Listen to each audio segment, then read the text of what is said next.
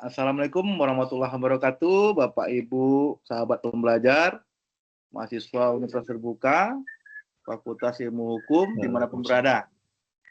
Perkenalkan, bertemu dengan saya, Sony dari Rahman SH MHCPL, selaku dosen dan tutor Bapak Ibu pada mata kuliah Hukum Islam dan Acara Peradilan Agama pada kelas 315 ya. Oke Bapak Ibu, nah untuk hari ini fokus tweet kita sekarang adalah tweet pertama. Fokus tweet kita adalah terkait teknik penulisan surat wakaf, perintah wakaf ya, dokumen wakaf. Nah, sembari masuk ke materi itu, nanti sebelumnya kita juga akan sama-sama membahas terkait materi sebelumnya, yaitu prinsip dasar sumber hukum Islam tentang zakat dan wakaf. Nah, oke Bapak Ibu, saya sebelum memulai perkenalkan dulu, saya ini lahir di Padang ya, lahir di Padang. Sekarang domisili di Bengkulu. Ada yang di Bengkulu di sini? Ada yang di Bengkulu di sini? Nggak ada? Nggak ada ya.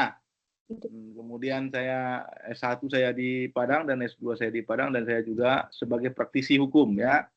Nah, untuk sama-sama kita saling mengenal satu sama lain, saya mohon sebelum kita mulai penjelasan materi kuliah hari ini, saya ingin sesama kita di room ini saling memperkenalkan diri. Mohon saya untuk misal menyebutkan nama, UPPJ, UT dari mana. Oke ya, dimulai dengan Ibu Jovanka terlebih dahulu. Silakan Bu Jovanka. Iya Bapak, perkenalkan saya Jovanka Sugianto, biasa dipanggilnya Vanka, saya dari UPJJJ Bogor. Selanjutnya, Pak Abdurrahman Helmi.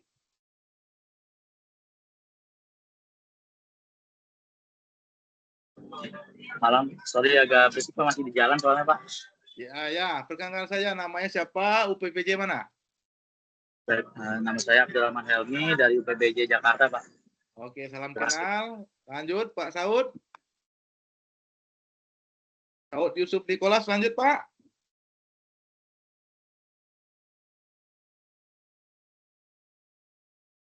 Tidak terdengar suaranya Pak.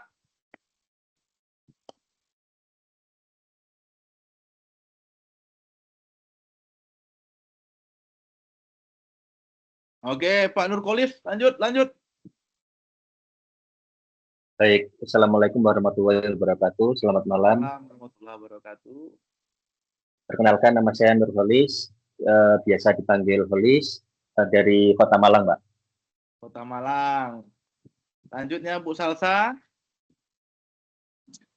Selamat malam Bapak, perkenalkan nama saya Salsa Sabrina dari UPBJJ Semarang. Lanjut Bu Vina Puspita. Perkenalkan, saya Vina Puspita Sari dari UPBJ Jakarta. Dulu ya. Bu Adinda, silakan. Perkenalkan, nama saya Adinda Dwi Kurniawati, biasa dipanggil Dinda dari UT Surabaya. Lanjut Bu Amara. Perkenalkan, nama saya Mara dari Serang. Lanjutnya Anissa Dia. Perkenalkan, nama saya Anissa Dia dari UPBJJ Malang. Oke. Selanjutnya Bu Afriza. Selamat malam Bapak. Perkenalkan nama saya Afriza Rintamala, saya dari UPBJJ Jember. Oke. Ya. Oke, setelahnya kita masuk pada materi kita. Kita sudah nampak screen share saya Bapak Ibu? Belum ya? Belum, Pak. Belum, Pak. Ya.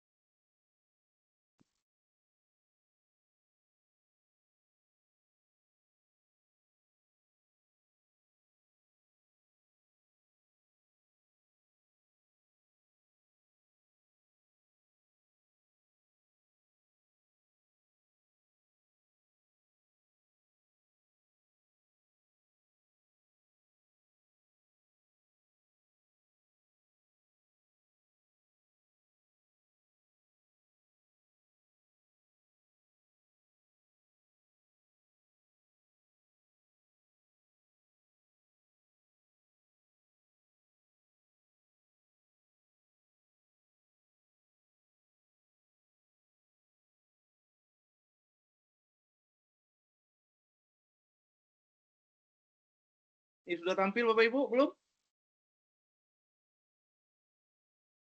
Belum, Bapak. Ya. Lagi. Koper deh nih.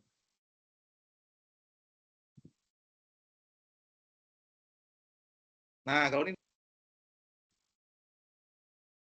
Sudah, Bapak, sudah terlihat. sudah terlihat Sudah, Bapak. ya. Oke.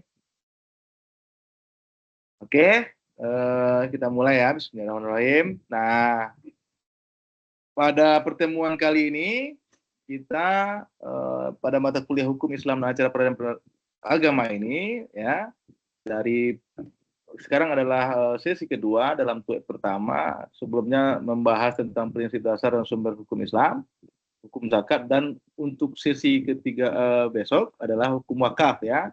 Nah, tapi untuk di sesi ketiga itu dibebankan Bapak Ibu tugas ya, tugas dari sesi 3. Nah, jadi saya akan menyinggung pokok-pokok dari materi, baik dari materi sebelumnya maupun yang untuk sesi 3 terkait hukum wakaf. Nah, makanya sini kita membahas tentang materi prinsip dasar dan sumber-sumber hukum Islam, hukum zakat, dan hukum wakaf ya. Oke. Nah, apa itu hukum Islam ya? Pengertian hukum Islam ya. Hukum Islam adalah sistem kaidah ya, berdasarkan wahyu Allah SWT dan sunnah Rasul ya, untuk mengatur tingkah laku atau mukhalaf, tingkah laku, perbuatan, mencakup apa ibadah, muamalah, dan peraturan atau ketetapan ya. Aturannya untuk apa? Untuk akhlak demi kemaslahatan di dunia dan akhirat ya. Nah, kemudian secara istilah ya, meliputi syariat dan fikih. Nah, itu bersumber ya, hukum Islam itu bersumber dari Al-Qur'an, sunnah, ya, hadis, dan ijma. Nah, menurut ahli ya, kalau saya kutip dari pandangan Muhammad Daud Ali ya, dalam buku Islam Pengantar Ilmu Hukum dan Tata Hukum Islam di Indonesia, menurut dia pengertian hukum Islam adalah norma atau kaidah, ukuran atau tolak ukur ya, pedoman yang digunakan untuk menilai dan melihat tingkah laku manusia dengan lingkungan sekitarnya. Nah, jadi kalau kita artikan di dalam hukum positif ya, mengatur tentang ketentuan-ketentuan bergejala sosial begitu ya, berkehidupan bermasyarakat ya. Nah, selanjutnya sumber hukum Islam ya. Sumber hukum Islam itu berlandaskan yang pertama pada Al-Qur'an. Yang kedua adalah sunnah atau hadis. Yang ketiga adalah aryu atau penerangan atau ijtihad atau ijma ya.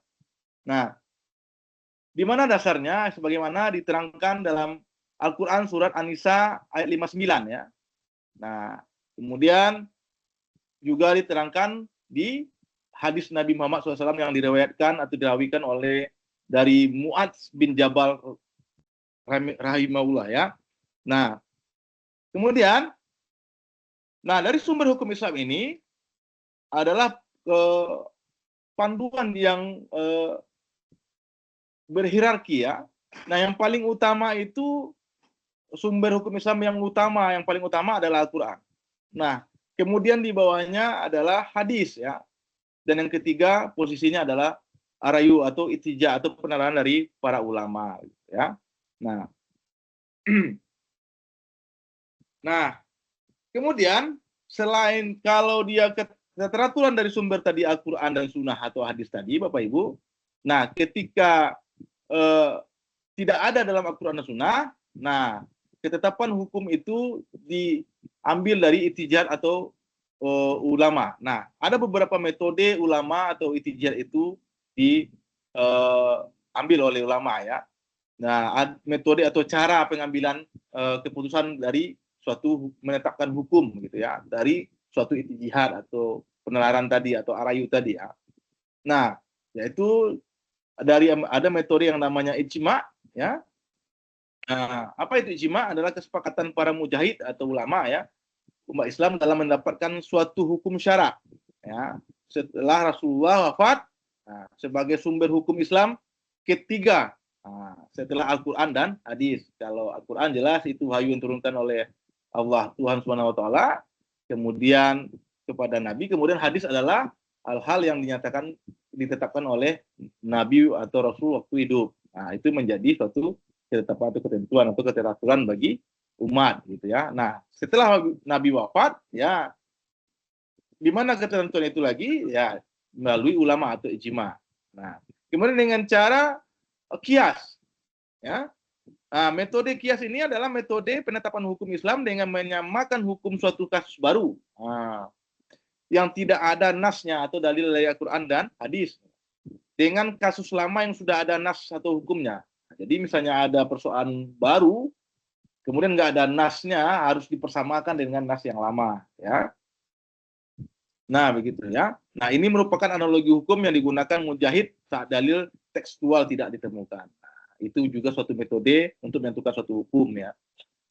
Kemudian ada istislah, ya.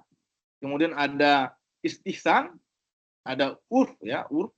Nanti materi ini akan saya share ke WA grup kita, Bapak Ibu, ya. Nah, nanti bisa Bapak Ibu pelajari, ya. Nah, kemudian ada Sa'ad al-Zar'a, kemudian ada istishab, ada 8, ada mazhab sahabi, ya. Kemudian juga ada syar'uman qabalana.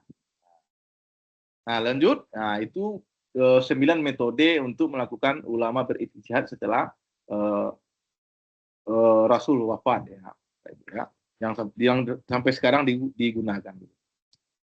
Nah, lanjut, Pak Ibu. Nah, kita masuk pada materi zakat, ya. Nah, Bapak Ibu kan juga sudah diberi modul oleh UT dari kampus, ya. Nah, juga mungkin sudah mempelajari modul sebelumnya, ya.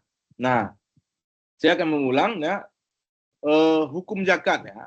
Nah, dari hukum zakat, apa itu pengertian hukum zakat? Pengertian zakat adalah menurut bahasa, ya, atau lugat. Zakat berarti tumbuh, berkembang, subur atau bertambah, ya. Itu dirawatkan oleh hadis riwayat Al-Tirmizi, Bapak Ibu. Nah, atau dapat pula berarti membersihkan atau mensucikan, ya. Dan dari dalil dari Quran surat Al-Taubah ayat 10. Nah, sedangkan menurut istilah syara, ya, zakat adalah nama bagi suatu pengambilan tertentu dari harta yang tertentu. Jadi mengambil suatu hal yang tertentu dari harta yang tertentu, gitu, ya. Nah, menurut sifat-sifat tertentu dan untuk diberikan kepada golongan tertentu, ya. Jadi suatu pengambilan tertentu dari harta tertentu menurut sifat-sifat tertentu dan untuk diberikan kepada golongan tertentu, ya.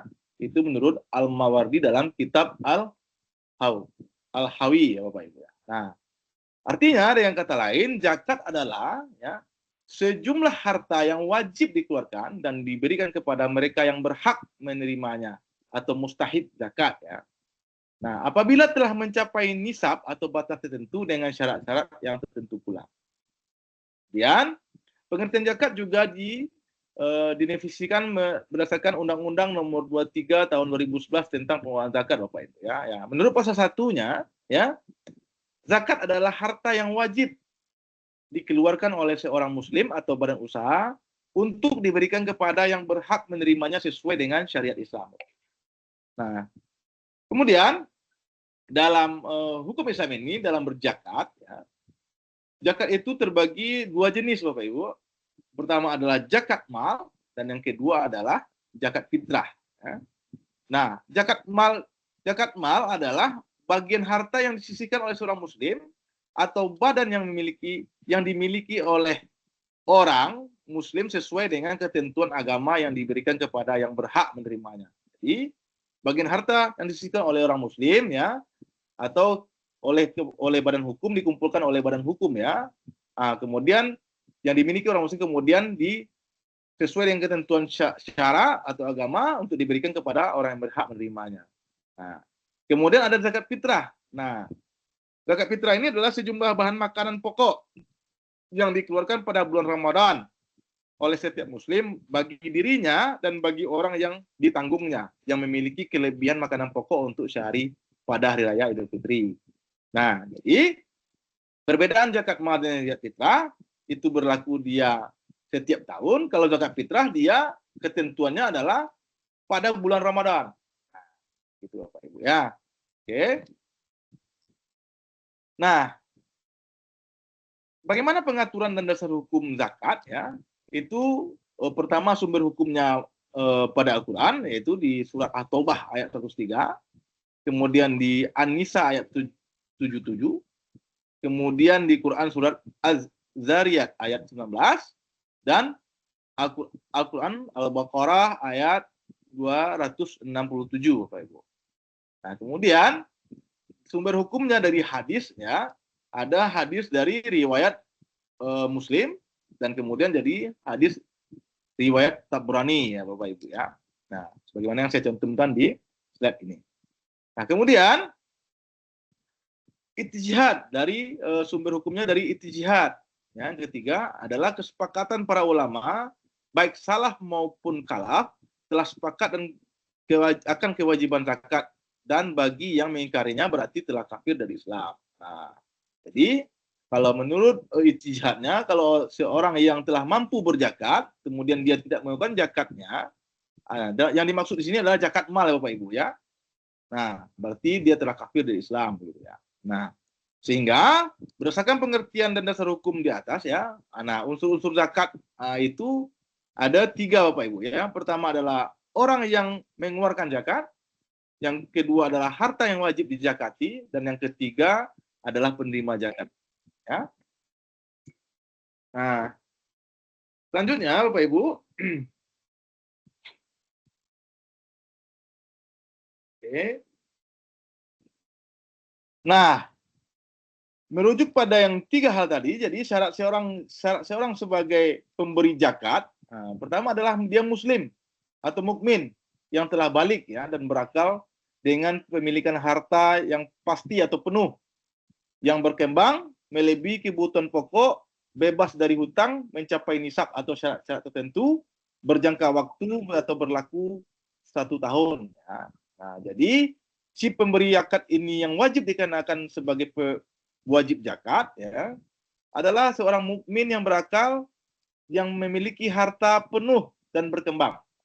Jadi artinya sudah melebihi kebutuhan pokoknya Bapak Ibu, sudah lebih hartanya, ya kan? Lepas dari dia hutang piutang, tidak berhutang, kemudian lebih kepemilikan hartanya, ya. Nah, kemudian telah melebihi kebutuhan pokoknya. Kemudian bebas dari hutang, kemudian telah mencapai nisab, ya. Nah, seseorang yang wajib zakat itu atau pemberi zakat itu dia ditentukan syarat nisabnya dari hartanya. Nah, kalau hartanya yang segini, baru dia bisa melakukan zakat. Tapi kalau di bawah ini misalnya, dia belum terkategori sebagai pemberi zakat mal gitu ya Bapak Ibu ya. Dan jangka waktunya adalah perhitungan 1 tahun. Kemudian sedangkan itu adalah orang yang wajib zakat atau golongan pemberi zakat ya. Sedangkan golongan penerima zakat disebut sebagai mustahik ya Bapak Ibu ya.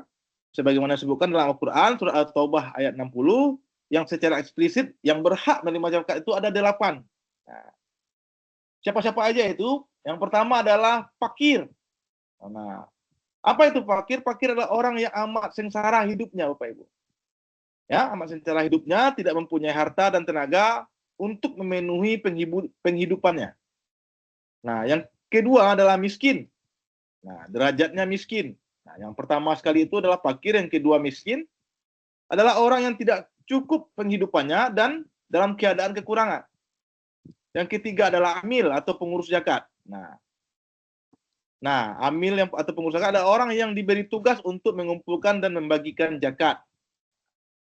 Yang keempat, mu'alaf, yaitu adalah orang kafir yang ada harapan masuk Islam dan orang yang baru masuk Islam yang imannya masih lemah. Nah, itu juga masuk kategori penerima zakat. Kemudian rikob atau memerdekakan budak. Nah, mencakup juga untuk melepaskan muslim dari yang ditawan oleh orang-orang kafir. Misalnya kalau dalam kontemporer sekarang ini tawanan Palestina misalnya. Nah, itu juga bisa kita zakatkan gitu ya sebagai penerima zakat. Kemudian garimin. Nah, garimin ini bukan maksudnya garim masjid ya, penjaga masjid. Garimin atau orang berhutang adalah orang yang berhutang karena untuk kepentingan yang bukan maksiat dan tidak sanggup membayarnya. Adapun orang berhutang untuk memelihara persatuan umat, dibayar hutangnya itu dengan zakat walaupun ia mampu membayarnya. Kemudian ada sabilillah atau pada jalan Allah adalah untuk keperluan pertahanan Islam dan kaum muslimin di antara musafirin. Ada yang berpendapat bahwa fisabilillah itu mencakup juga kepentingan-kepentingan umum seperti mendirikan sekolah, ya, rumah sakit dan lain-lain, Bapak Ibu. Nah, kemudian ada ibnu sabil, Pak Ibu ya. Ibnu sabil adalah orang yang sedang dalam perjalanan yang bukan maksiat, mengalami kesengsaraan dalam perjalanannya. Juga sebagai penerima zakat. Kemudian harta yang wajib dijakati atau apa saja tuh harta yang wajib dijakati itu, ya, adalah segala harta yang diperdapat oleh seseorang, ya, oleh seorang muslim yang sesuai dengan syariat Islam, ya, seperti emas atau perak, ya, atau logam mulia dan lainnya, bisa uang. Nah, itu termasuk objek dari yang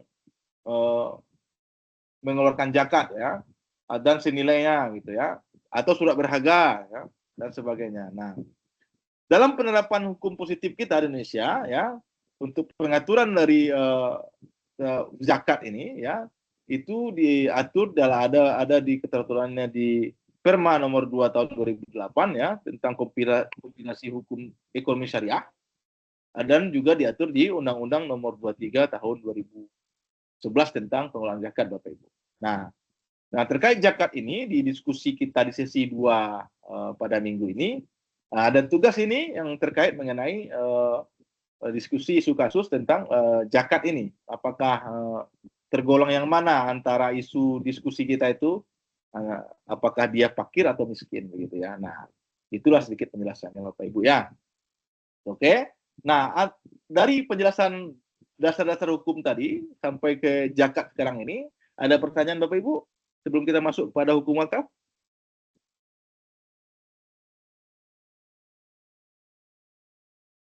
Gimana Bu Amara, ada pertanyaan? Cukup, Bapak. Cukup. Kalau begitu, yang Bapak yang lain, Bapak Ibu yang lain? Tidak ada, Pak. Cukup, Pak. Ya, kalau nggak ada, atau ada diskusi pertanyaan tentang tugasnya, tentang zakat ini, tentang penerima dan pemberi zakat. Nah ya, kalau tidak saya lanjut kepada hukum wakaf, karena kita masuk ke materi sesi 3. Karena juga nanti berkaitan dengan tugas Bapak Ibu ya. Cukup ya. Oke. Nah, dalam hukum Islam ya, kita juga secara kehidupan sosial tadi, selain berzakat ya, itu juga masuk dalam hukum Islam juga. Sekarang kita masuk pada wakaf ya. Oke. Hukum wakaf ya. Nah, apa itu hukum wakaf atau pengertian wakaf Bapak Ibu ya? Secara bahasa ya, nah itu diambil dari kata al-waqf ya, yang berarti berhenti diam di tempat gitu ya. Nah, atau secara istilah menahan harta yang dapat diambil manfaatnya tanpa mengalami musnah seketika dan untuk penggunaan yang mubah serta dimaksudkan untuk mendapatkan keridhaan Allah Subhanahu wa taala. Itu secara istilah Bapak Ibu ya. Nah, adapun kalau pengertian hukum wakaf ini menurut kompilasi hukum Islam ya atau KHI adalah perbuatan hukum seseorang atau kelompok orang atau badan hukum yang memisahkan sebagian harta benda miliknya dan melembagakannya untuk selama-lamanya guna kepentingan ibadah dan keperluan umum lainnya sesuai dengan ajaran Islam. Nah, jadi wakaf itu juga kepentingan untuk maslahat ya, kepentingan umat, kepentingan orang secara sosialis kalau untuk kita. Sama dengan zakat tadi juga untuk kepentingan umat gitu ya. Nah, kemudian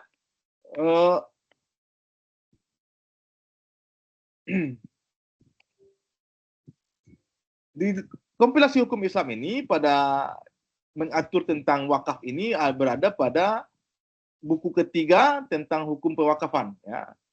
Di mana itu dimulai dari pasal 2115 hingga pasal 229 ya. Nah, KAI ini mengatur ketentuan wakaf meliputi tentang pengertian, rukun, syarat atau wakif, nazir, benda wakaf ya, ikrar wakaf dan pengelolaannya Bapak Ibu. Nah, diatur di KHI ya. Nah, selain KHI, wakaf ini pengaturannya juga diatur di Undang-Undang 41 nomor tahun 41 Undang-Undang 41 tahun 2004 tentang wakaf ya. Yaitu apa itu wakaf kalau menurut undang-undang ini, yaitu perbuatan hukum wakif untuk memisahkan atau menyerahkan sebagian harta benda miliknya untuk dimanfaatkan selamanya atau untuk jangka waktu tertentu sesuai dengan kepentingan guna keperluan ibadah dan atau kesejahteraan umat menurut syariah. Oke. Nah, di mana dasar hukum wakaf ini ya, itu diatur di Quran surat Al-Hajj ayat 77, surah Anhal ayat 97, surah Ali Imran ayat 92, dan surah Al-Baqarah ayat 267 Bapak Ibu. Nah, kemudian dari hadisnya ya, itu sabda Rasulullah kepada Umar radhiyallahu, jika kamu mau tahan asal bendamu dan kamu sedekahkan hasilnya. Nah, ya. Kemudian lanjut.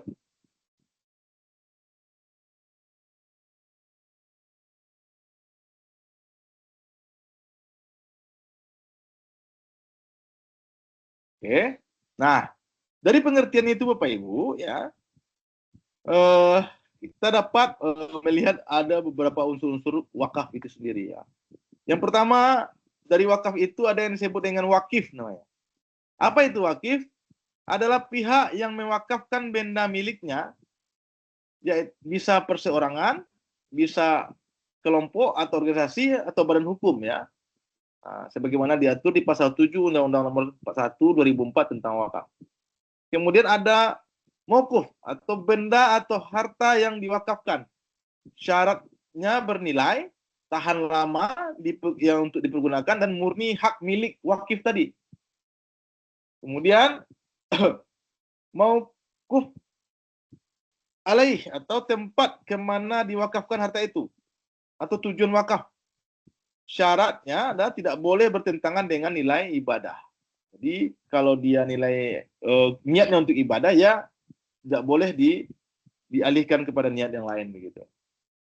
Kemudian ada wakaf itu harus ada ikrar wakafnya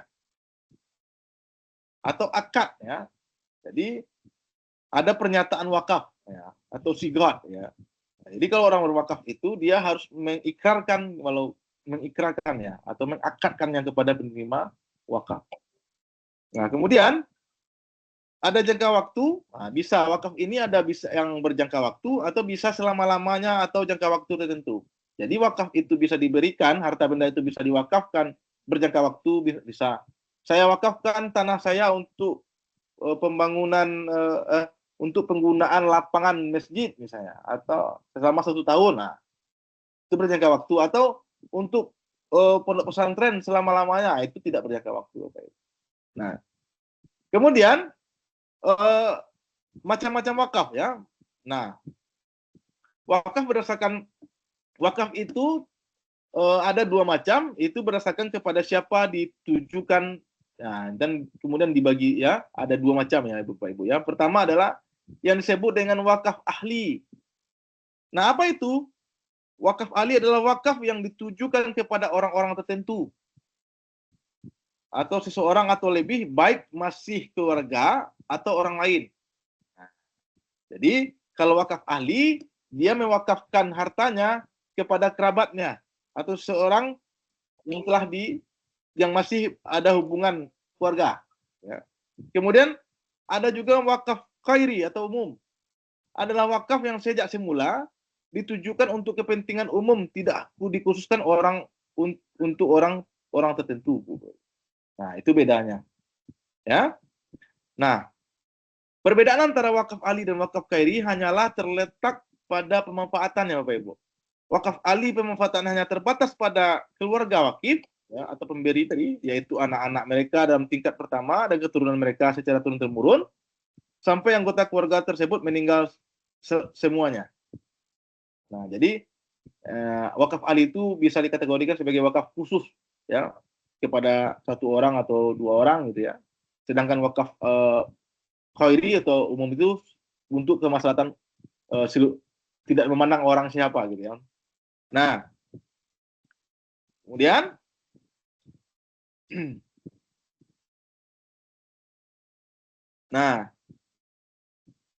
wakaf ini bisa diberikan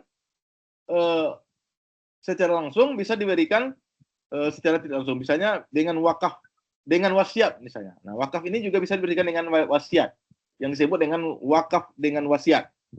Nah, wakaf wasiat ada apa itu wakaf wasiat? Wakaf wasiat adalah wakaf yang pelaksanaannya baru dilakukan ketika orang yang berwasiat itu meninggal dunia, Bapak Ibu. Nah, dalam hal ini penerima wasiat berkedudukan sebagai kuasa atau orang yang berwasiat.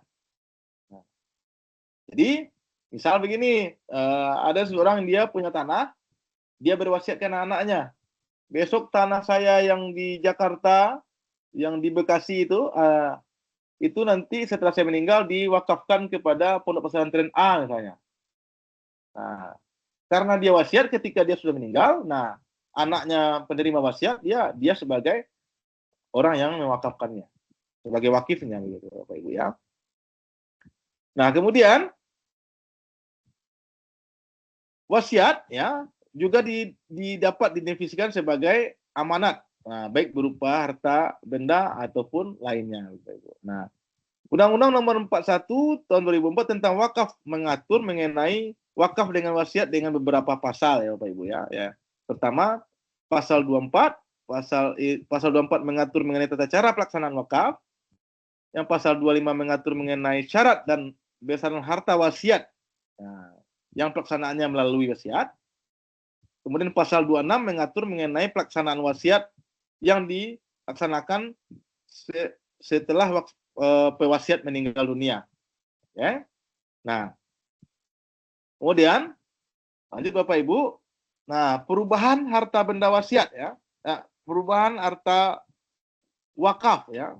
Harta yang diwakafkan adalah oleh wakif tidak mempunyai hak kepemilikan lagi. Nah, kepemilikan telah berpindah kepada Allah Subhanahu wa taala dan tidak juga menjadi milik penerima wakaf.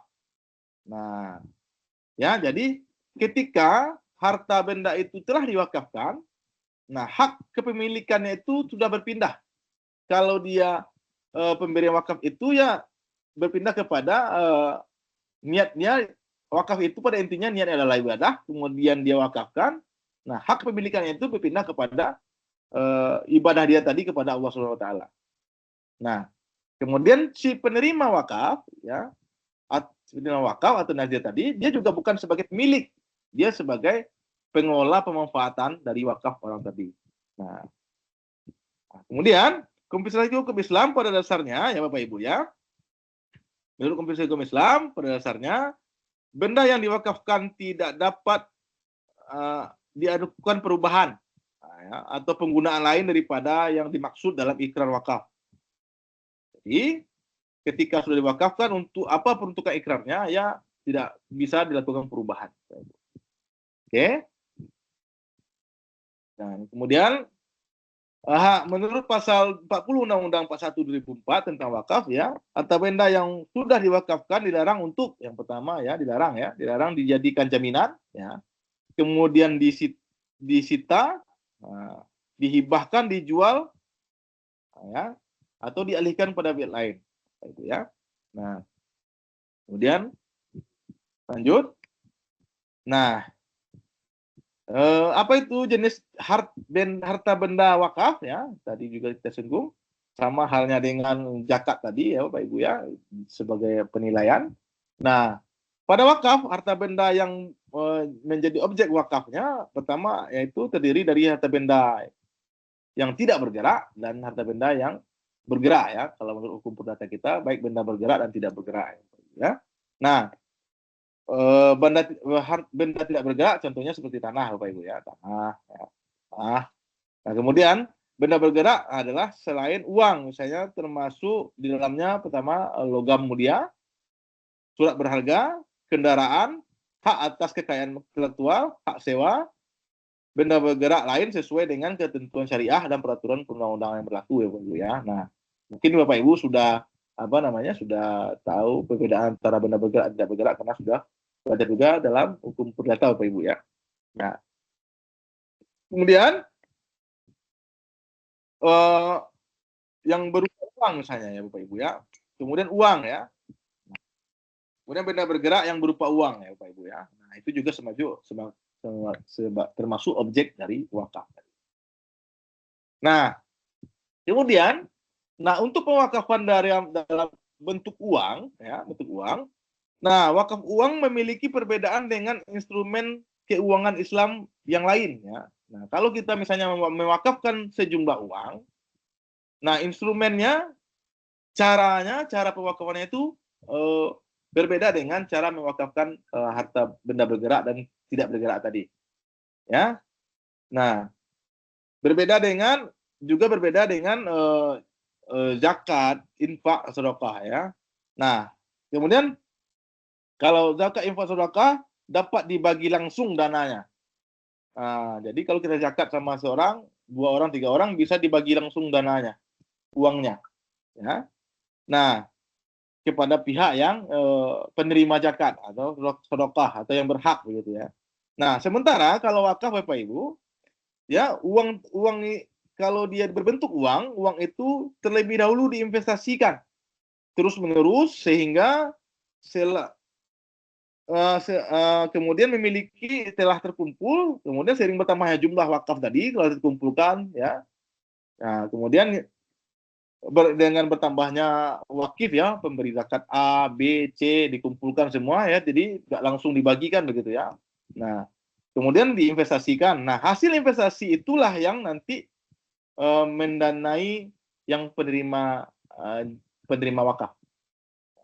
Jadi sama kalau dia berbentuk uang ya, badan amil wakaf tadi atau lembaga tadi yang penerima wakaf itu mengelolanya berbentuk investasi. Nah, manfaatnya, hasil dari investasi itulah sebagai manfaat yang nanti dibagikan kepada penerima wakaf.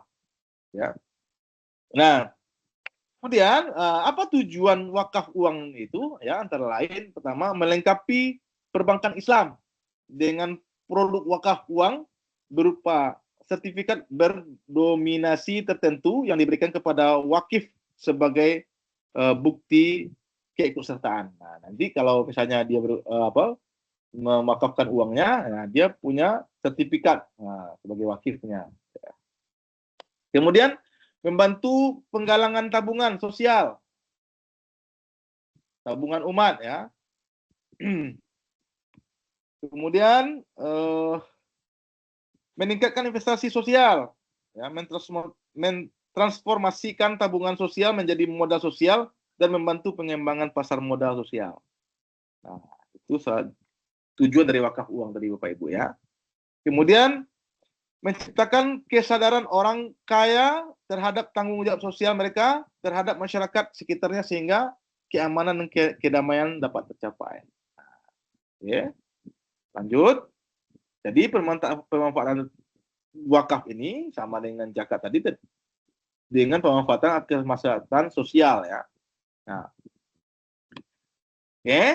Nah, tadi soal wakaf uang. Nah, bagaimana dengan wakaf benda tidak bergerak seperti tanah ya?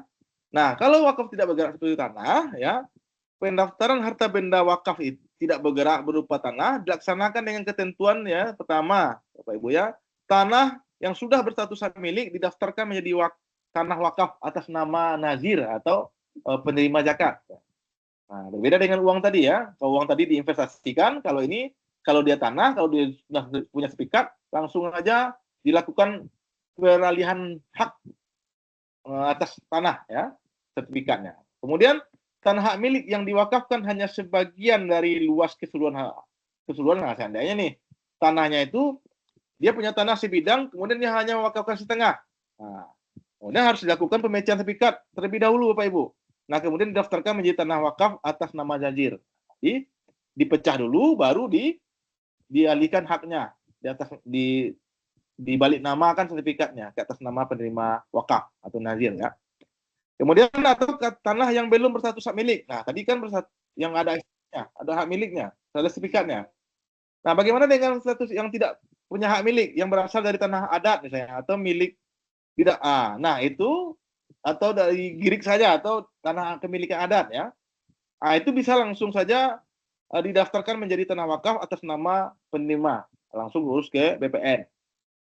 Nah, kemudian ada yang sertifikat yang memiliki hak guna bangunan misalnya, hak guna usaha atau hak pakai di atas tanah negara sebagaimana dimaksud dalam pasal 17 ayat 17 ayat 1 huruf B yang telah mendapatkan persetujuan pelepasan hak dari pejabat yang berwenang di bidang pertanahan didaftarkan menjadi tanah wakaf atas nama nazir. Nah, jadi kalau tanah yang bersertifikatnya itu bukan hak milik ya, misalnya hak yang memiliki hak guna bangunan atau hak guna usaha atau hak pakai.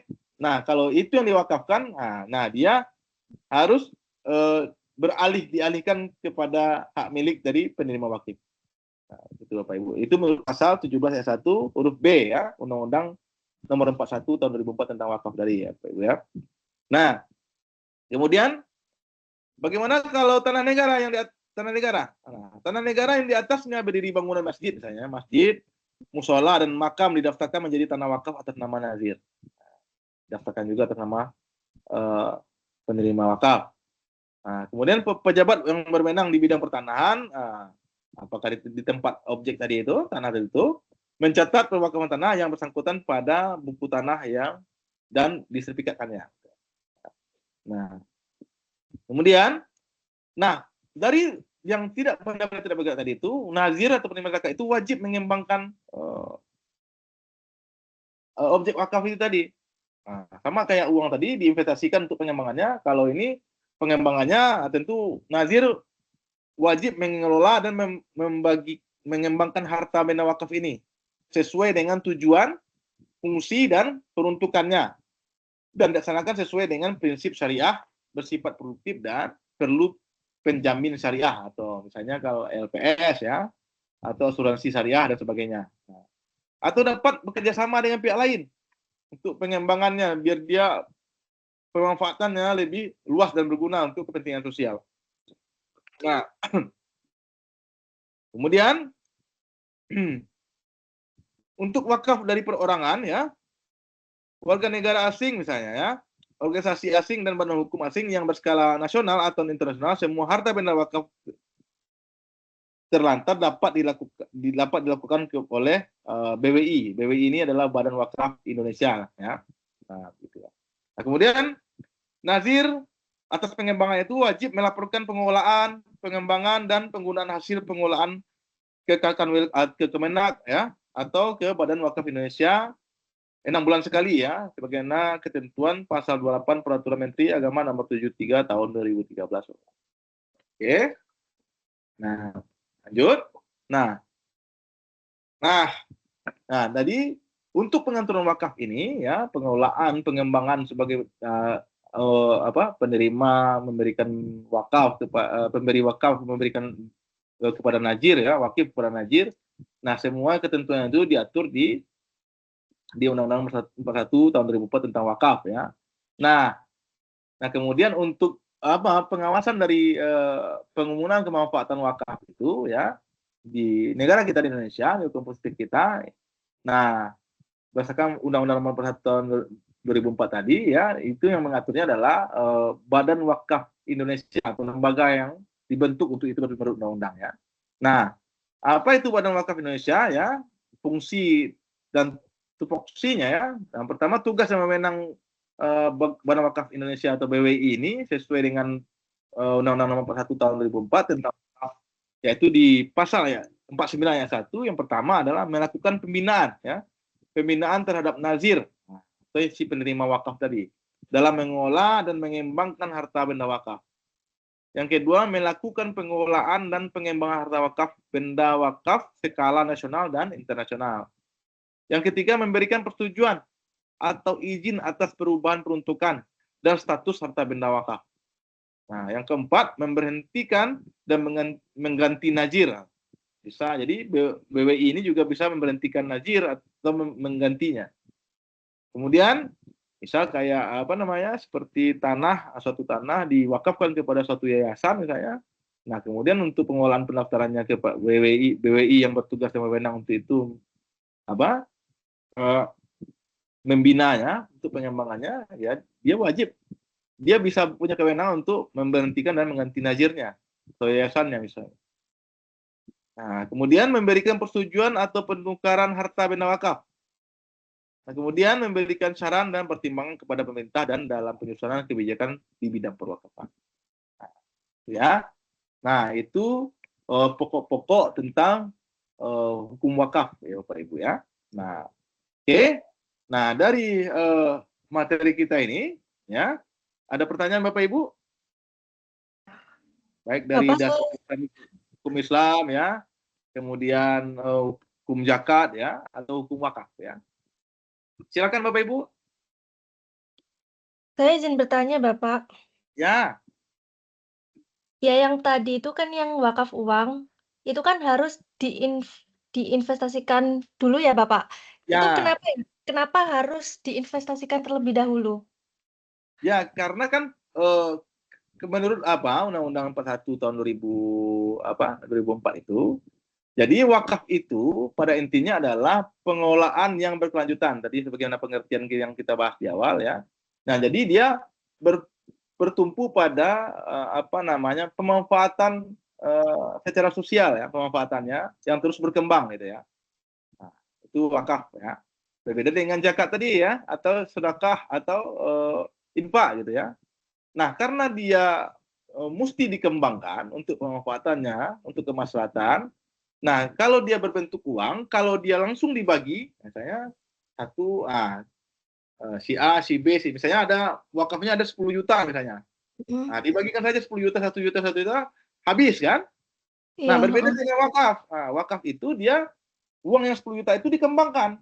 Nah, siapa harus dikelola oleh penerima zakat itu? Nah, jadi misalnya diinvestasikan ya, atau dibuat suatu usaha misalnya ya, kayak yayasan misalnya bikin suatu usaha. Nah, nanti labanya atau hasil dari usaha itulah yang didistribusikan kembali menjadi objek wakaf. Nah, itulah kalau dia berbentuk uang. Ibu siapa ini? Oh gitu, Afriza Bapak. Nah, Bu Afriza. Nah, untuk pelaksanaannya itu dia tidak boleh pula dia harus diketahui oleh BWI, enggak bisa perorangan lah. Misalnya si A berwakaf kepada si B, kemudian dia diam-diam saja melakukan, nggak bisa juga, nggak seperti itu juga. Dia harus menuju pada ketentuan Undang-Undang Nomor 41 Tahun 2004 tentang wakaf. Nah, misal nih Bu Arija misalnya mau mewakafkan kepada pondok pesantren misalnya kan, di dekat rumah misalnya ada uang misalnya. Nah, kemudian untuk pewakafan uang itu tidak bisa pelaksanaannya itu langsung kepada si pesantrennya tanpa diketahui oleh lembaga pengawasan wakafnya tadi, karena dia berbentuk uang harus diinvestasikannya dalam pengolahannya seperti apa misalnya ya. Begitu Bu Arja. Ya, baik Bapak, terima kasih. Oke, ada pertanyaan lain? Bapak, Ibu? Pak, izin bertanya, Pak. Ya, dengan Bapak siapa ini? Rolis, Pak. Oke, silakan Pak Rolis. Mengenai wakaf benda tidak bergerak, Pak. Itu tanah. kan apa? Ya, untuk wakaf tanah untuk tempat ibadah, itu apa memang pengawasnya itu langsung dari BWI itu Pak, atau bisa dari kayak apa PBNU atau yang lain gitu, bisa nggak Pak?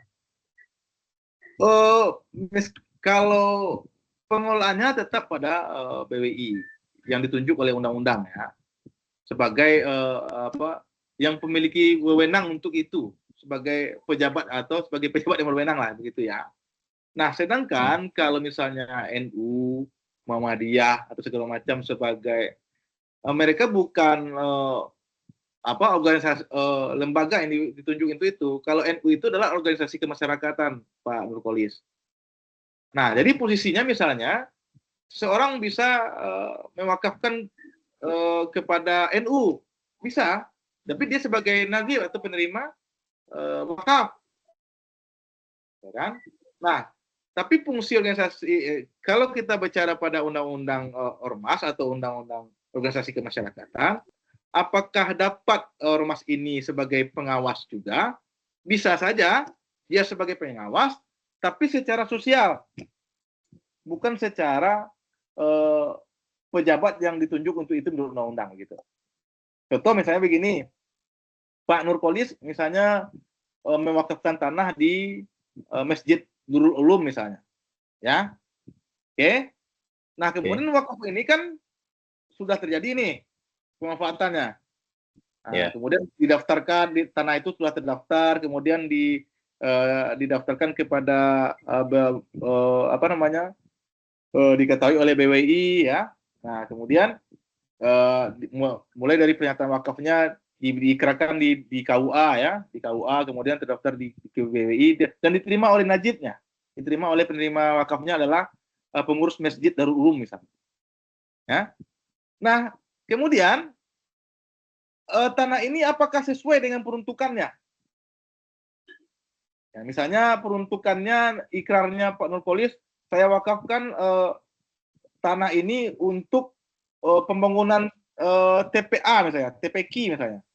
Jadi tanah itu gunanya diwakafkan oleh Pak Nurkolis adalah untuk TPQ, Taman Pendidikan Al-Quran, di masjid tersebut. Nah kemudian sebagai pengawas yang secara yang ditunjuk oleh undang-undang untuk mengawasinya adalah si BWI. Tapi secara sosial, bolehkah orang pribadi atau badan hukum lain memang mengawasinya secara sosial? Boleh, termasuk NU. Nah, tapi dia tidak melegitimasi dari sebagai pejabat yang yang melegitimate dari pengelolaan pengawasan wakaf itu tadi. Nah, begitu. Paham Pak Nurkolis? Paham Pak. Kasih Pak. Oke.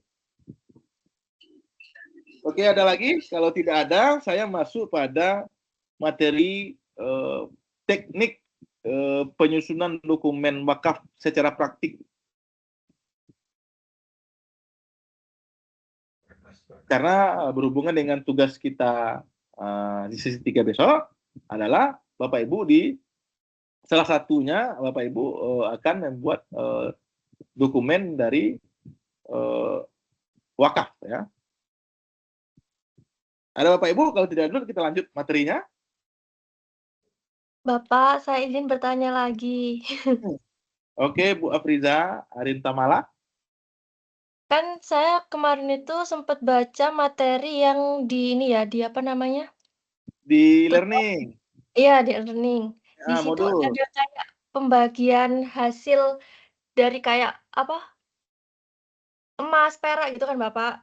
Terus di situ ada yang hasil pertanian. Itu gimana ya Bapak maksudnya? Cara baginya gitu Bapak. Itu zakat itu. Iya, yang zakat.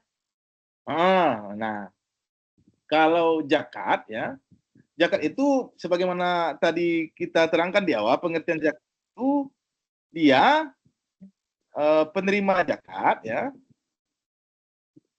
Penerima zakat pemberi zakat itu ya, dia adalah orang yang sudah sudah memiliki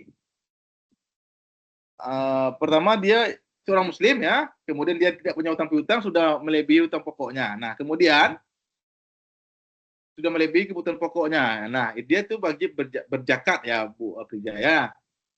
Nah, kemudian misalnya, kemudian objek zakatnya itu adalah harta benda yang dimilikinya. Nah, sebagaimana saya terangkan tadi ya, harta benda yang dimilikinya ya. Nah, kemudian dia harus ditentukan berdasarkan nisab. Nah, syarat tertentu, kemudian berjangka waktu 1 tahun. Misal begini Bu Aniza. Misalnya Ibu Aniza itu punya harta emas misalnya. Ya. Oke. Nah, emas Ibu itu misalnya sudah ada 100 gram misalnya. Nah, kita kembali pada apakah kalau Ibu punya 100 gram emas ini ya, apakah Ibu sudah termasuk dalam pemberi wajib zakat atau pemberi zakat?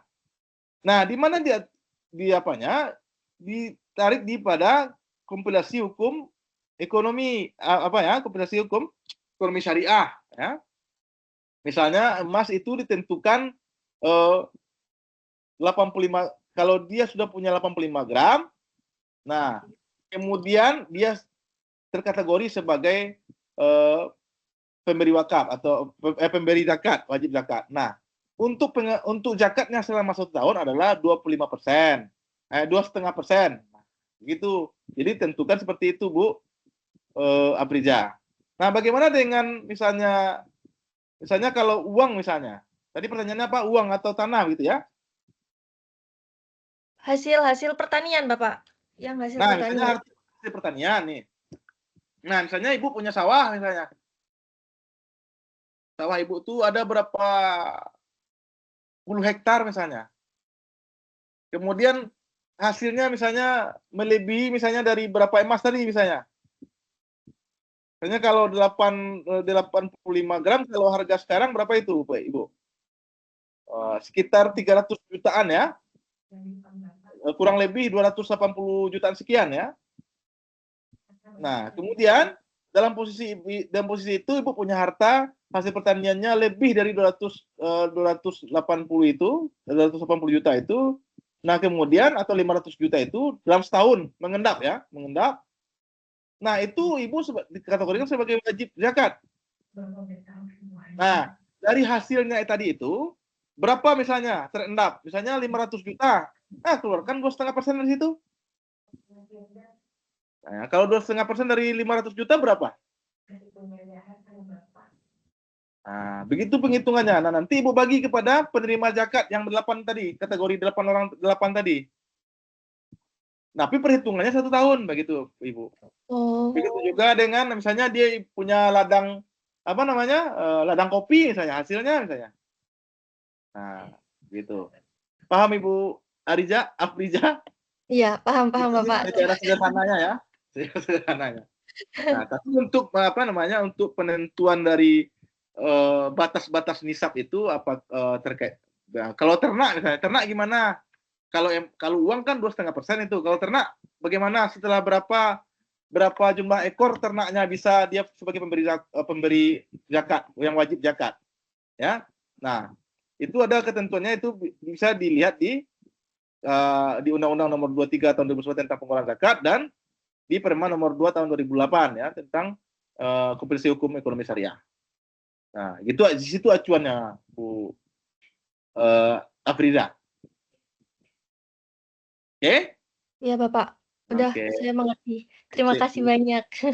Oke. Ada yang lain? Kalau tidak, kita masuk pada apa?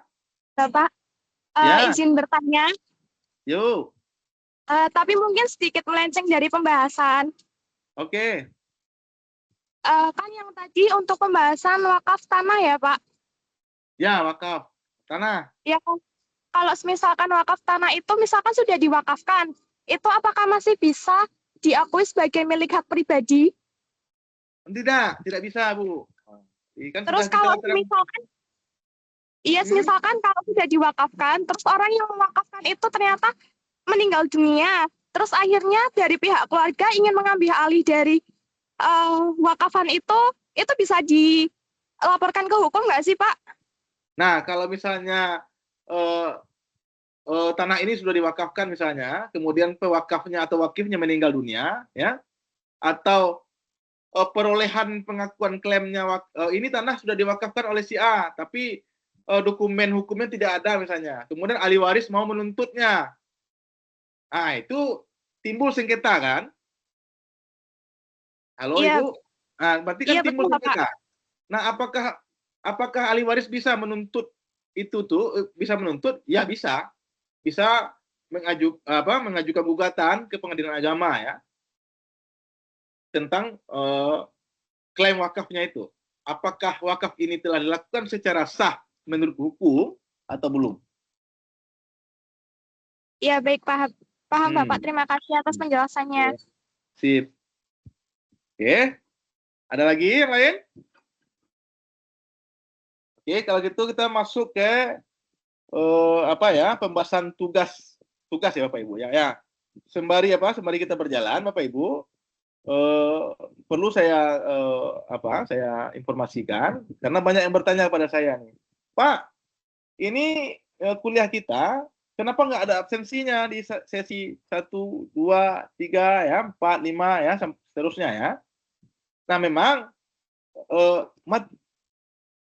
mata kuliah kita ini Bapak Ibu adalah mata kuliah berpraktik. Nah, kalau mata kuliah berpraktik dia absensinya adalah keaktifan Bapak Ibu. Kalau absensi wajibnya adalah ada pada TUEK. Ada pertemuan langsung kita ini. Nah, tapi untuk absensi setiap sesinya itu ketika Bapak Ibu merespon diskusi ya, nah itu sudah tercatat sebagai absensi hadir. Jadi Bapak harus wajib merespon diskusi setiap sesi.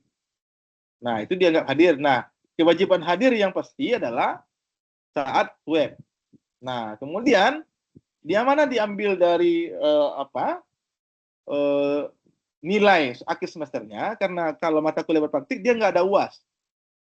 Nah, dalam mata kuliah kita ini tidak ada UAS Bapak Ibu. Dia cuma ambil pengambilan dari nilai diskusi. Yang pertama itu yang paling besar adalah web, tugas, kemudian diskusi. Nah, itu harus Bapak jalani ketiga-tiganya. Jadi, karena banyak yang bertanya kepada saya nih, Pak, absensinya gimana Pak? Saya tuton aja Pak, nggak mau web. Nggak bisa juga gitu Bapak Ibu ya. Oke, kita lanjut pada teknik pembuatan dokumen wakaf. Oke.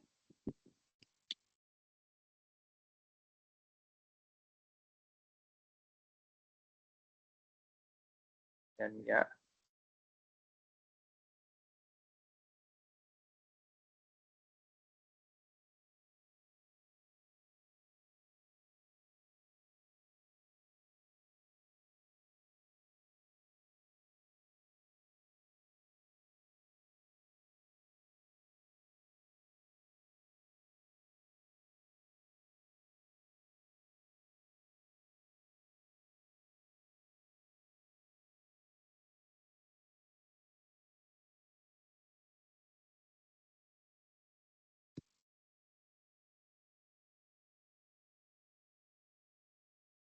Sudah muncul PPT saya, Ibu, Bapak? Belum, Pak.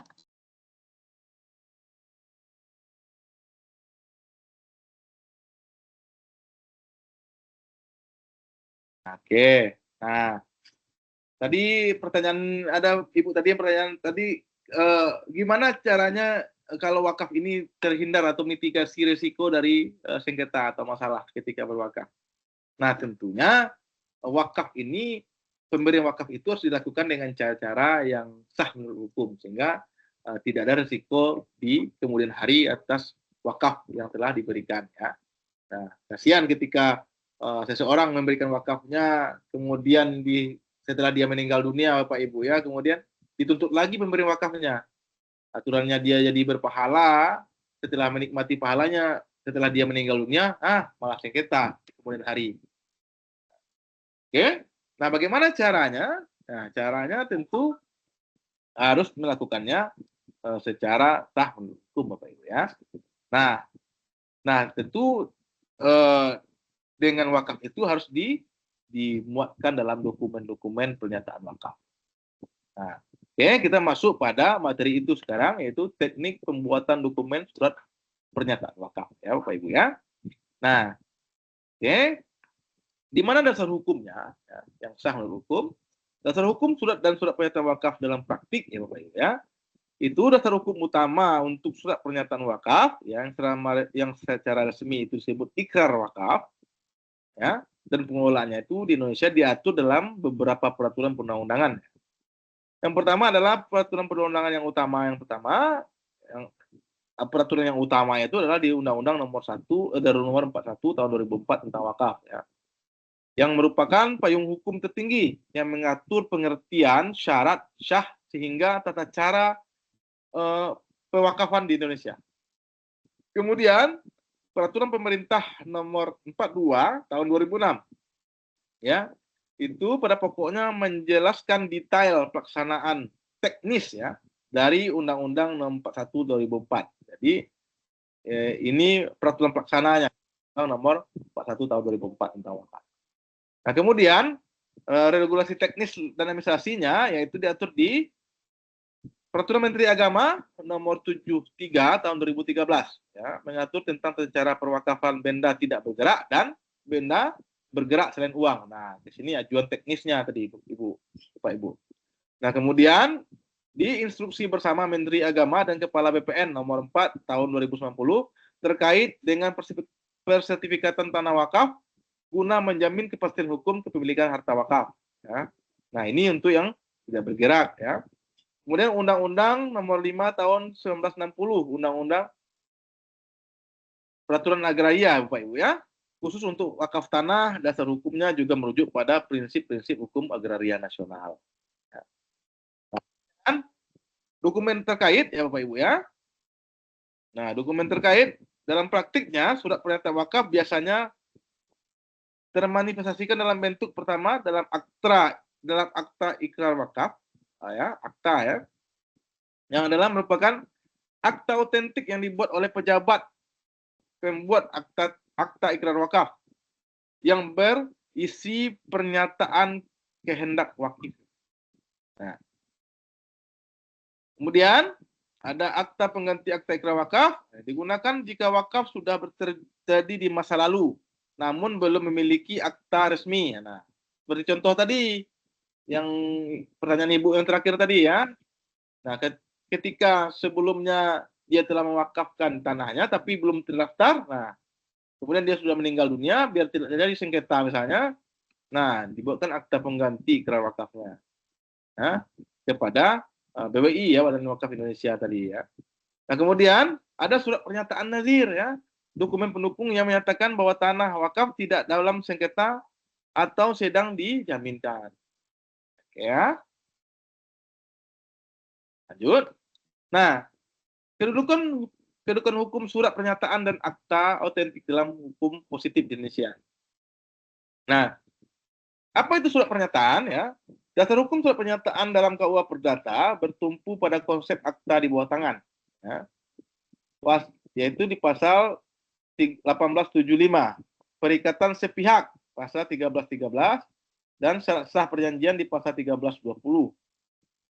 Surat pernyataan dianggap sah sebagai bukti tulisan jika diakui oleh penertangan, mengikat secara hukum sepihak dan memenuhi syarat subjektif dan objektif. Ya, berikut adalah rincian dasar hukum surat pernyataan, ya, dalam KUHP Perdata. Akta di bawah tangan diatur dalam pasal 1875 KUHP Perdata, yaitu surat pernyataan yang dibuat tanpa perantara pejabat umum atau notaris, dikategorikan sebagai akta di bawah tangan. Ya. Jadi surat-surat pernyataan yang dibuat tidak di depan notaris atau pejabat umum atau pejabat, ya, itu yang tertunjuk itu diakui secara hukum kita sebagai surat akta di bawah tangan. Ya.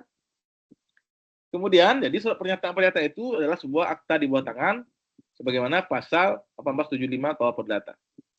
Nah, kemudian jika diakui oleh pihak yang menandatangganinya, surat ini memiliki kekuatan hukum pembuktian yang sempurna, sama dengan akta autentik. Jika diakui oleh yang membuat, si pembuat, Nah, dia sama ketentuan hukum dengan akta autentik. Nah, kemudian perikatan sepihak misalnya surat pernyataan itu di pasal 1313 KUH Perdata ya, surat pernyataan seringkali berbentuk perikatan sepihak di mana satu orang mengikatkan diri kepada orang lain. Ini berakar pada definisi perjanjian di mana satu pihak wajib melaksanakan pernyataan yang dibuatnya. Ya. Kemudian dia bertumpu pada syarat sah perjanjian. Nah, kalau dia kesepakatan itu diatur di 1320 agar memiliki kekuatan hukum mengikat, surat pernyataan harus memenuhi 4 syarat sah perjanjian. Ya, yang pertama ada kesepakatan, ada kecakapan, ada objek tertentu dan sebab yang halal. Kemudian dia sebagai alat bukti tulisan surat pernyataan itu ya. Surat pernyataan termasuk dalam alat bukti tertulis dalam hukum acara perdata. Kemudian dia juga sebagai undang-undang ya bagi mereka yang membuatnya atau akta samsepanda ya dengan pasal 1338 KUH Perdata. Kemudian, apa itu akta autentik? Nah, dasar hukum akta autentik diatur di pasal 1863 KUH Perdata. Apa itu? Yang dibuat oleh di hadapan pejabat berwenang dengan kekuatan pembuktian yang sempurna. Ya. Surat pernyataan seringkali berupa akta di bawah tangan yang kekuatannya setara dengan akta autentik diakui jika oleh para pihak. Jadi, bedanya akta autentik itu dibuat oleh pejabat yang berwenang. Ya. Atau pejabat yang tunjuk itu. Misalnya, kalau akta jual beli dibuat oleh PPAT ya, itu akta autentik namanya Bapak Ibu ya. Nah, kemudian bagaimana dengan karena dia surat pernyataan wakaf itu, bagaimana sistematika penulisan dokumen surat pernyataan wakaf ya? Pertama dalam praktik dibuat dan diajukan secara tertulis. Jadi pernyataan wakaf itu atau ikrar wakaf itu dalam praktik dibuat secara tertulis. Nah, bisa dia lisan harus tertulis. Kemudian tidak ada formulasi baku untuk penulisan pernyataannya. Namun harus dibuat setepat mungkin penulisannya secara sistematis, memperhatikan etika penulisan sehingga mudah dicermati dan dipahami ya. Nah, kemudian sistematika penulisan surat wakaf, khususnya surat pernyataan wakaf atau ikrar wakaf merupakan dokumen hukum penting untuk memastikan aset wakaf sah secara agama dan hukum negara. Nah, kemudian bagaimana sistematika penulisannya? Dia tidak ada sistematika baku dalam penulisannya. Teman harus memuat beberapa ketentuan. Pertama ada judulnya. Ya, surat pernyataan itu harus dimuatkan judulnya. Judulnya harus jelas. Contoh surat pernyataan wakaf. Ya, atau akta ikrar wakaf misalnya gitu ya. Kemudian memuat identitas wakif atau pewakafnya. Ya, identitasnya secara jelas ya. Identitas lengkap. Nah, kemudian memuatkan identitas nazir atau penerima wakaf, Ibu ya, secara lengkap, secara domisilinya ya. Nah, kemudian ada objek yang diwakafkan atau harta benda wakafnya, ada datanya secara spesifik ya. Nah, kemudian ada pernyataan harus memuat pernyataan ikrar wakafnya. Untuk apa digunakan ya, melepaskan kepemilikan, kemudian untuk apa menggunakannya, untuk apa digunakan, diwakafkan ini untuk apa. Kemudian wakaf itu harus membuatkan saksi-saksi yang melihat yang mengetahui tentang wakaf itu, yang si penerima wakaf dan yang mewakafkannya itu. Atau pernyataan itu dibuat, diketahui oleh saksi-saksi ya. Kemudian disahkan kemudian surat pernyataan itu harus ditandatangani dan diberi materai ya sebagai perbuatan hukum ya. Nah, gitu ya, sehingga dia memiliki kekuatan pembuktian. Jadi kalau ada sengketa nantinya itu ada tantangan wakif, nazir, dan bisa ada kepala desa atau saksi-saksi yang membuatnya ya, atau tantangan pejabat akta ikrar wakafnya. Nah, begitulah. Nah, kemudian, ini adalah tahapan dari pendaftaran wakaf tadi ya. Nah, ya, nanti Bapak Ibu lihat. Setelah pernyataannya, kemudian nanti dikirimkan ke KUA, nanti KUA membuatkan akta autentik, akta ikrar wakafnya, kemudian didaftarkan, kemudian kalau berbuat tanah dia diteruskan kepada badan pertanahan, sehingga berubah dia kepemilikan haknya. Ya. Nah, oke. Nah, dari sistematika penulisan itu, apakah ada pertanyaan Bapak Ibu? Nah, ini saya sharekan contohnya ya, contoh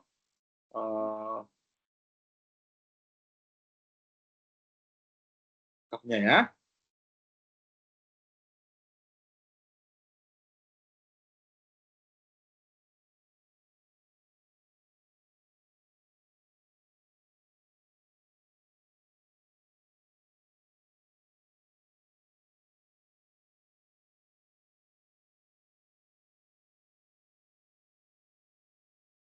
Oke.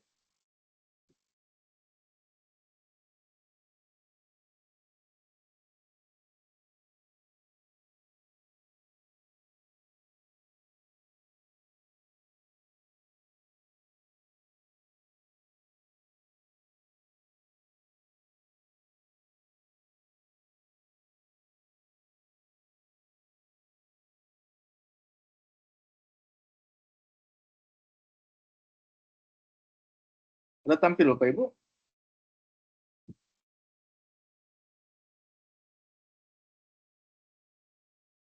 Belum, Bapak. Belum ya.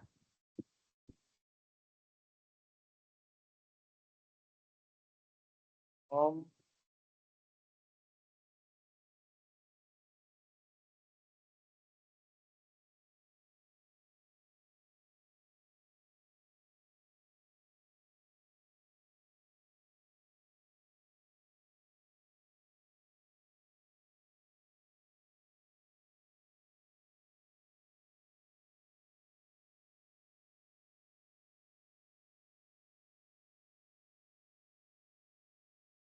Itu ada tampil?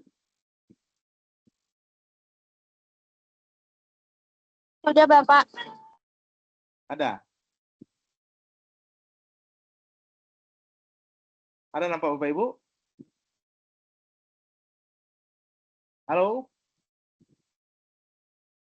Ini ada cuma nama-nama aja, Pak. Hah? Nampak ya? Surat pernyataan wakaf atas tanah ada? Tak tampil ya? Belum, Bapak. Hanya ada tampilan mistimnya aja. Steam ya?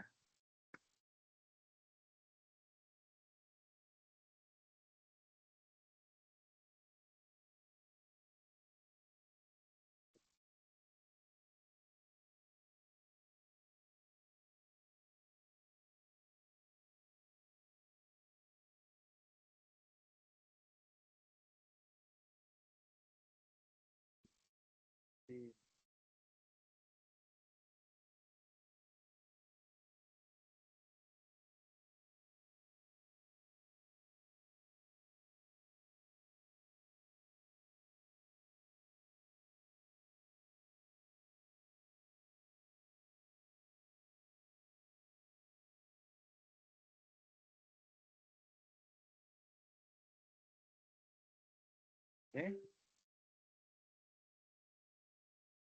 Sudah tampil belum? Ini? Masih belum, Bapak. Belum, Bapak. Belum, Pak. Belum ya? Ini tampil?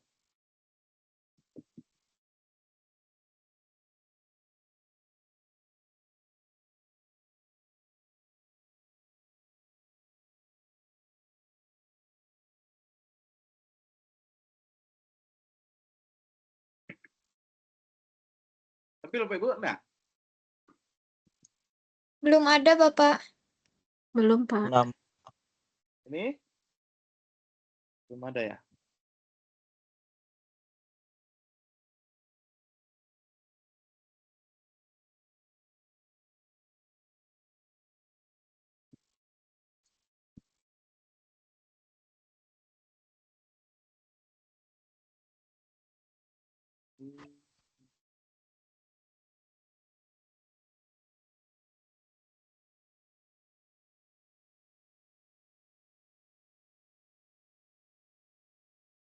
Dia berupa dokumen nih, bukan berupa PowerPoint ya.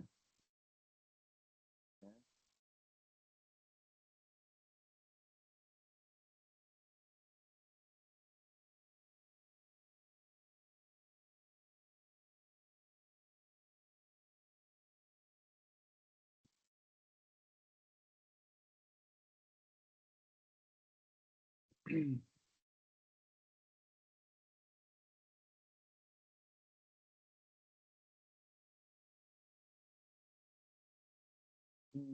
nggak masalah ini untuk apanya, untuk screen share-nya via dokumen, Bapak Ibu.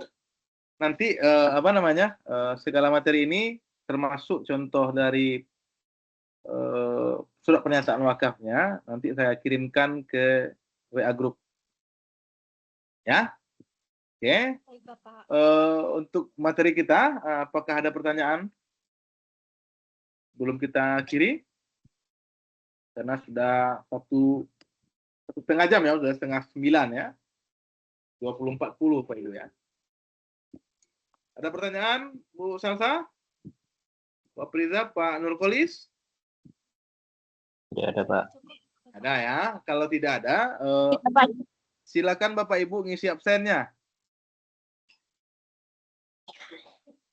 Itu dapat dilihat di apa namanya, di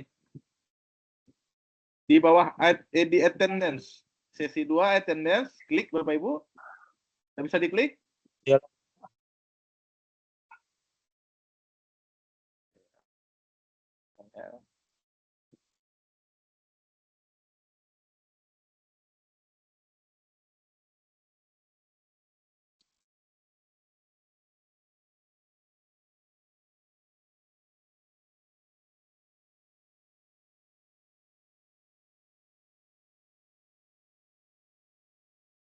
Present ya, Pak? Nih, sini. Nampak? Attendance absensi kehadiran. Sudah, Pak. Nah, nanti diklik nih.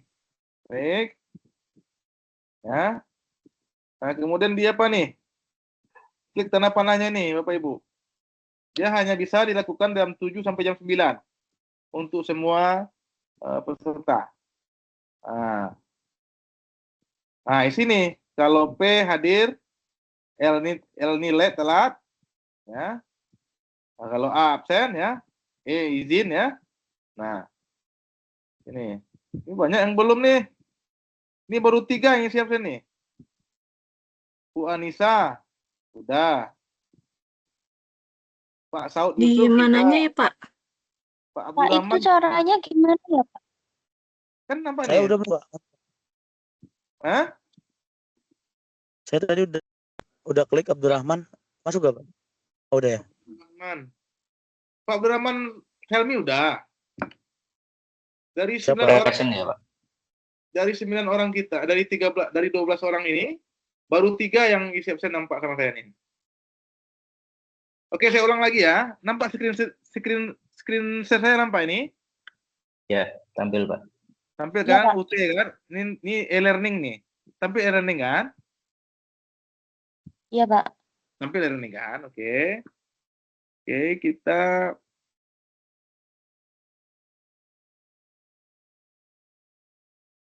sesi 2 ya. Kita di kelas 315 ya. Nah, ambil tuh kelasnya. Ambil sesi 2. Udah ambil sesi 2, kemudian sesi 2 hukum zakat, kemudian terus scroll ke bawah. Materi inisiasi ke bawah, diskusi ya, terus ke bawah. Nanti kan ada link web nih. Terus ke bawah. Nah, kemudian ada link web kita di bawahnya. Di bawahnya ada attention absence kehadiran.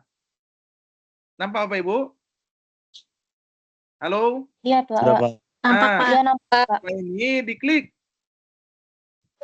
Nah, kemudian setelah diklik, gimana caranya? Klik tanda panah ini.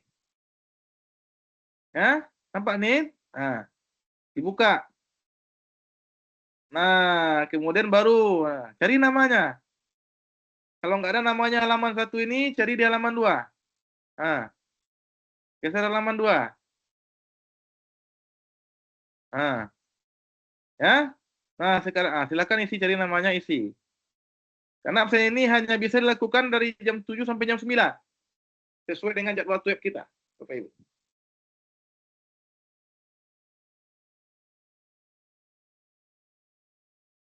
Oke,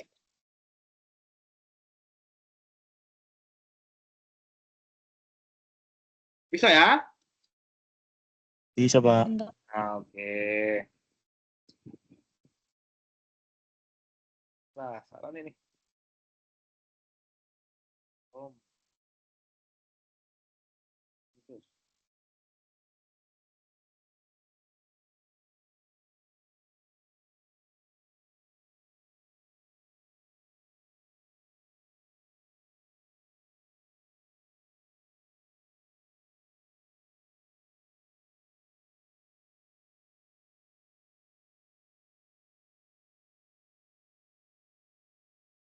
Oke, Bapak Ibu, sudah paham? Karena sudah 20 jam 9 kurang, karena segala materi sudah saya berikan, kemudian terkait contoh penulisan surat dokumen pernyataannya, karena tidak bisa tampil di sini, nanti saya share ke PA grup kita ya, masing-masing Bapak Ibu ya. Oke. Sebelum saya akhiri, masih ada pertanyaan Bapak Ibu? Pak, permisi Pak, mau nanya. Ini kok punya saya nggak ada yang panahnya itu ya Pak? Yang buat absen. Dengan Ibu mana nih? Siapa namanya Ibu nih? Adinda. Adinda.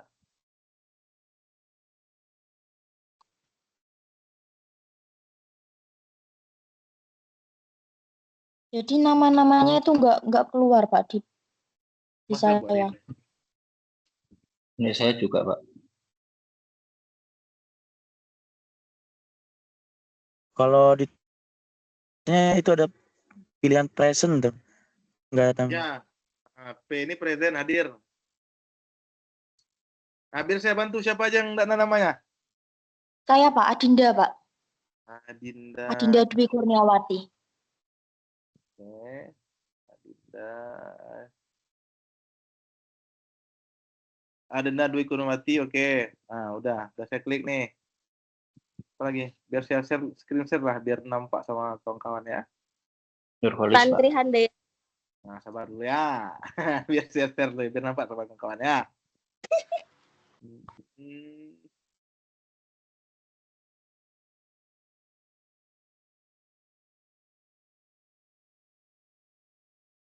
Di sini sudah ada 8 orang. Anissa sudah, Adinda sudah tadi, sudah saya klik tadi.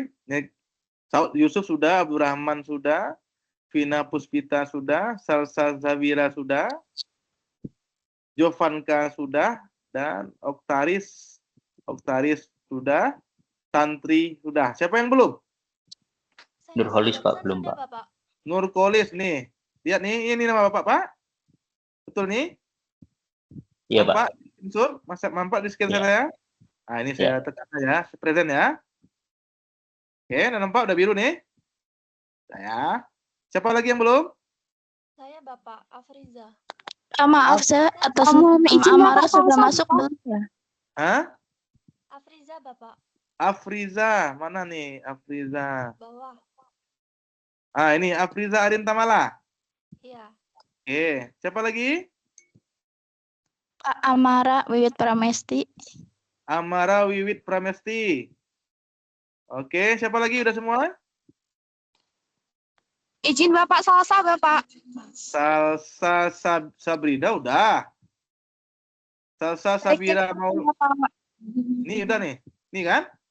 Nampak nih? Ya, terima kasih, Pak. Oke. Siapa lagi? Masih ada yang belum? Udah semua? Sudah Pak. Sudah.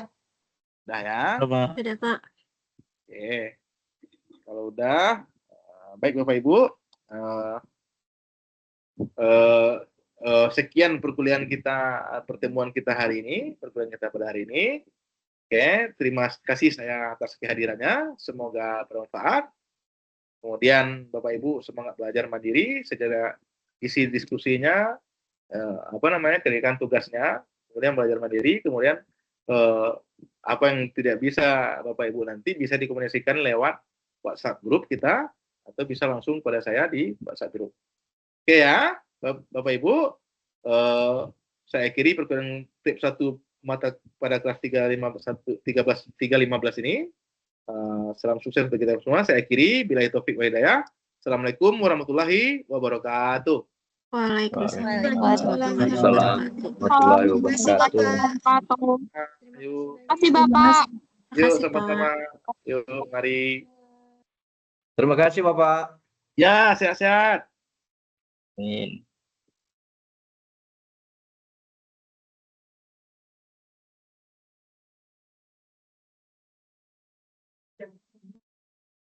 Wah, Yuk.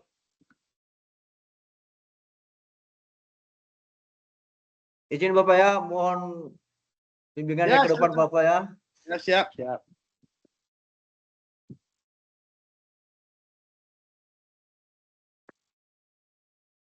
Izin Bapak, terima kasih. Ya, sama-sama. Izin Bapak, terima kasih. Yuk.